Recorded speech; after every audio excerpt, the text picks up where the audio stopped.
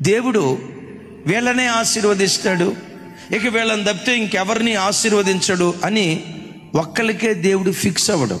దేవుడు ఎప్పుడు వ్యక్తుల మీద కానీ వ్యవస్థల మీద కానీ ఆధారపడడం, వ్యక్తిత్వం మీద దేవుడు ఆధారపడతాడు.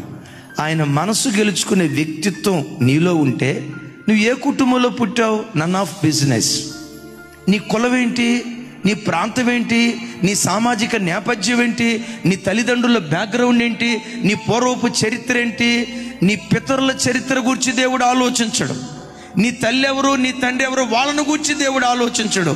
దేవునికి నీకు దేవునికి సంబంధం. నీ మనసు దేవుని మనసు గెలుచుకునేటట్లుగా ఉంటే పెంట కుప్పల మీద పడిపోయిన వాడిని కూడా ఆకాశమంత ఎత్తుకు లేవనెత్తటానికి దేవుడు శక్తి కలిగినటువంటి వాడు.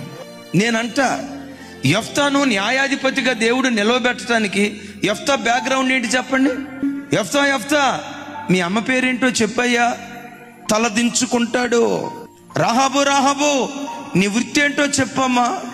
తలదించుకుంటుంది. రూతా నీ ఫ్యామిలీ బ్యాక్గ్రౌండ్ ఏంటో ఒకసారి చెప్పమ్మా. నీ తండ్రి ఎవరు, మీ మూల పితరుడు ఎవరు, ఆ పేరెత్తితే చాలు రూతమ్మ తలదించుకుంటుంది.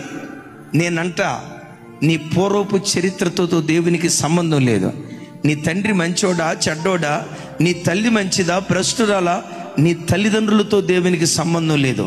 దేవుని మనసంతా, దేవుని సంబంధం అంతా నిన్ను బట్టి ఆధారపడి ఉంటుంది. నీ వ్యక్తిత్వం దేవుని మనసు గెలుచుకునేటట్లుగా ఉంటే, నువ్వు పల్లెటూరులో పుట్టావా, తాగుబోతోడు కడుపును పుట్టావా, తిరుగుబోతోడు కడుపును పుట్టావా, భయంకరమైన పాపపు కార్యక్రమాలు చేసిన వాని కడుపును పుట్టావా, దేవుడు పట్టించుకోడు.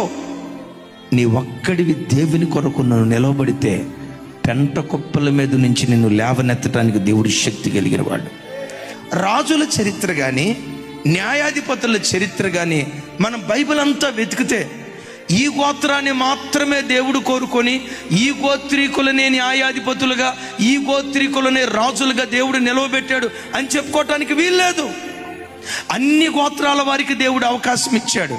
ఇక్కడ దేవుని మనసు నేను చెప్పేది ఏంటో తెలుసా, ఆయన దగ్గరకు వచ్చిన ప్రతి బిడ్డను నిలవబెట్టాలనే దేవుడు కోరుకుంటాడు. నేనంట దేవుడు నిలవబెట్టని వ్యక్తులంటూ ఎవ్వరూ లేదు. అందరినీ నిలవబెట్టాలనుకుంటాడు.